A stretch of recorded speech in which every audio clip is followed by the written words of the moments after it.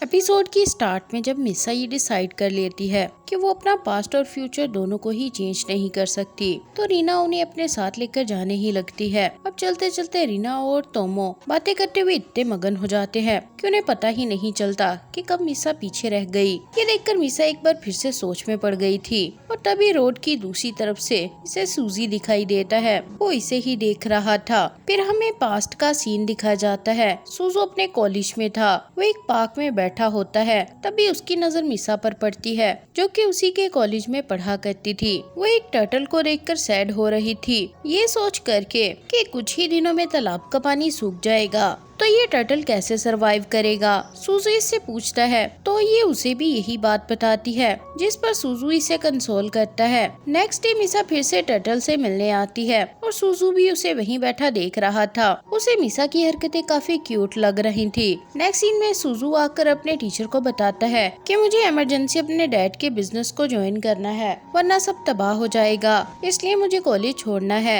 ये बात करके वो बाहर आ जाता है। बाहर बारिश हो रही थी। इतने में मिसा आकर उसे टकराती है और सॉरी बोलकर वहाँ से भाग जाती है। सूजू उसके पीछे आ गया था तो देखता है कि मिसा बस में बैठकर चली गई। एक्चुअली मिसा के डैड की डेथ हो गई थी, जिस वजह से उसे जल्दी में घर आना पड़ा। अब कुछ दिन गुजरने के बाद मिसा जब कॉलेज आती है तो वो देखती है कि पानी पूरी तरह से सूख चुका था। वो जल्दी से टर्टल को ढूंढने लग जाती है। काफी देर ढूंढने पर भी जब वो टर्टल इसे नहीं मिलता तो वो रोने लग जाती है। फिर इसे ट्री पर एक नोट मिलता है जिस पर लिखा हुआ था कि टर्टल बिल्कुल सही सलामत है और मेरे पास है, जिस पर हमें 2015 का टाइम दिखा जाता है। सूजू एक्चुअली एक बिजनेसमैन बन चुका था। वो एक आलीशान रिच जिंदगी गुजार रहा था और टर्टल आज भी उसी के पास था। फिर वो दिन आता है जब मिसा सूजू के डैड की कंपनी जॉब के लिए इंटरव्यू देती है और उसे सिलेक्ट भी कर लिया जाता है। सूजू रोजाना उसे दिल लगाकर देर तक काम करते देखता था। फिर कुछ ही दिनों में सूजू मिसा और टोमो को भी क्लोज आते देख लेता है, लेकिन उसने कभी कुछ नहीं कहा। और फिर जब मिसा 10 साल पीछे आती है और उसे लिफ्ट में मिलती है तो सूजू उसे स्कार्फ का बताता है जो इसे रीना ने दिया था। अब सीन प्रेजेंट में शिफ्ट हो जाता है। आज मिसा बहुत कॉन्फिडेंट लग रही थी। उसने कल रात सोच लिया था कि अब वो कुछ भी पहले जैसा नहीं होने देगी, क्योंकि टोमो और रीना उसे अकेला छोड़ गए थे। मिसा ऑफिस आती है, उसे बाहर सूजू भी मिलता है। दोनों एक दूसरे को हाय करते हैं। इन्हें रीना देख लेती है। फिर रीना ऑफिस में मिसा के पास आकर इंगेजमेंट के लिए उसे कांग्रेट्स करती है। मिसा को ना चाहते हुए भी अपना मूड सही रखना पड़ता है। फिर रीना इससे पूछती है कि तुम सूजू को कैसे जानती हो, तो ये बताती है कि प्रेजेंटेशन वाले दिन ही मैं लिफ्ट में उससे मिली थी। रीना को बहुत जेलसी होती है। वो सबके सामने ऊंची आवाज में कहती है कि मिसा आजकल कंपनी के नोबल सन को हाय करती है। सब एक्साइटेड हो जाते हैं। मिसा को ये बात पता ही नहीं थी और फिर पता चलने पर वो शॉक हो जाती है कि डायरेक्टर कंपनी के ओनर का बेटा है। तभी इसे रियलाइज होता है कि इसने सूजू को बचपन में एक कमर्शियल में भी देखा था। कुछ देर के बाद इसे टोमो मिलता है और बताता है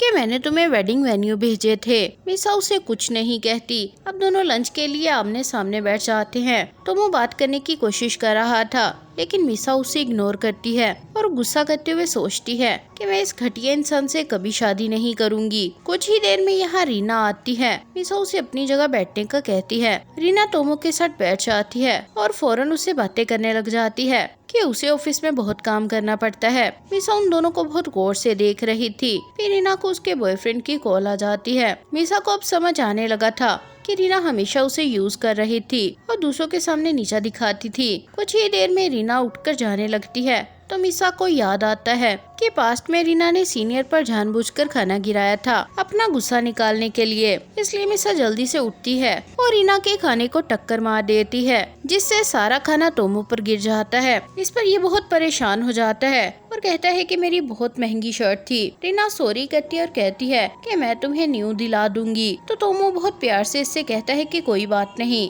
मैं इसे वॉश करवा लेता हूँ। अब ये वॉश के लिए मिसा से कहता है तो वो गुस्से से मना करके चली जाती है। टोमो तो देखता ही रह जाता है। मिसा रेस्टरूम में आकर खुश हो रही होती है कि आज तो उसने कमाल ही कर दिया। तभी इसे किसी लड़की की आवाज आती है। वो उससे हेल्प मांगती है तो वो फौरन हेल्प कर देती है। इस पर ये लड़की मिसा को थैंक्स करती है और बताती है कि मैंने तुमसे पहले भी एक लड़की को हेल्प के लिए बुलाया था पर वो नहीं आई। मिसा कहती है कि उसके लिए मैं तुमसे सॉरी करती हूँ। तो वो कहती है कि तुम्हें उसकी जरूरत नहीं, और तुम जैसे लोग मुझे बहुत अच्छे लगते हैं। इसके बाद मिसा उसी रेस्टोरेंट आती है जहाँ ये अपने डैड के साथ आया करती थी। ये अपना खाना एंजॉय कर रही होती है कि इसके सामने वाले टेबल पर सुजू बैठा अपनी फाइल्स देख रहा था। मिसा उसे देखकर शॉक खा जाती है। सुजू आते ही उसे सॉरी कहता है कि मैंने उस दिन ज्यादा ही गलत बोल दिया। मिसा भी फौरन सॉरी कर लेती है कि मैंने भी गुस्से में पता नहीं क्या क्या कह दिया। वेटर इन दोनों का खाना एक ही टेबल पर कर देती है। अब दोनों इकट्ठे बैठ गए थे। मिसा को जब से पता चला था कि सुजू कंपनी के ओनर का बेटा है, वो बहुत डर डर कर बात करने लगी थी। फिर ये उससे पूछती है कि आप यहाँ क्या कर रहे हैं, तो वो बताता है कि मैं अक्सर अपनी रिसर्च के लिए यहाँ आ जाता हूँ, यहाँ काफी सुकून होता है। फिर मिसा इसकी रिसर्च फाइल देखती है और बताती है कि मेरे डैड को आपकी कंपनी का पैनकेक बहुत पसंद था। बात करते करते ये सुजू के बचपन के ऐड के बारे में बात करती है। सुजू इस बात से अनकंफर्टेबल हो जाता है और इसे मना कर देता है। इसके बाद मिसा इसे अपनी रिसर्च भी दिखाती है, जिसे देखकर सुजू काफी इम्प्रेस हो जाता है और फिर दोनों फ्रेंडली एक दूसरे से बात करने लगते हैं। मिसा अपनी डायरी पकड़ती है तो इसे कैलेंडर में कल की डेट नजर आती है, जिसे देखकर उसे याद आता है कि उस दिन रीना ने बिना बताए क्लास रियूनियन किया था और फिर इसे सब फ्रेंड्स के सामने बेइज्जत भी किया और उस दिन ये बहुत रोई थी। अब घर आकर मिसा अपनी एफबी प्रोफाइल ओपन करती है तो इसे एक बहुत पुराना मैसेज मिलता है। ये उसी लड़के का था जो अब रीना का बॉयफ्रेंड बना हुआ था। एक्चुअली स्कूल में रीना का बॉयफ्रेंड मिसा से मिला था